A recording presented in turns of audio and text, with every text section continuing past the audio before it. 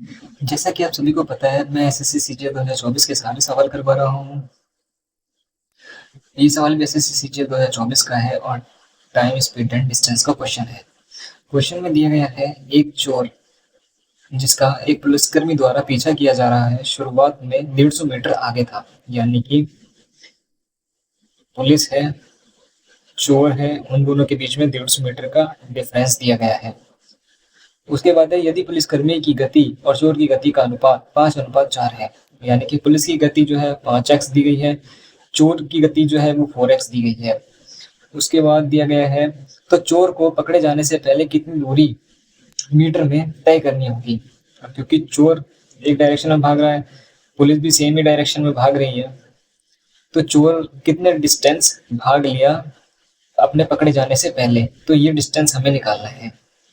ठीक है, तो डिस्टेंस निकालने का जो फॉर्मूला होता है वो होता है टाइम इनटू स्पीड। ठीक है, स्पीड हमारे पास दी गई है चोर की, हमें निकालना है टाइम।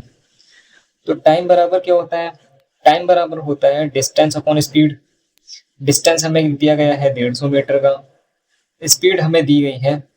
अब एक चीज समझिए, जब दो चीजें सेम डायरेक्शन में जा रही होती हैं तो स्पीड क्या होती है? स्पीड माइनस होती है, यानी कि स्पीड 1 माइनस स्पीड 2।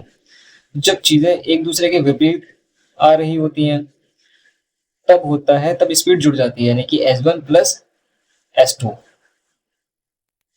ठीक है, तो यहाँ पे दोनों चोर और पुलिस सेम डायरेक्शन में जा रहे हैं, इसलिए हमारी स्पीड क्या होगी? माइनस होगी। यानी कि चोर पुलिस की स्पीड दी गई थी 5x, माइनस चोर की स्पीड है 4x, बराबर किसके आएगा? हमारे टाइम के।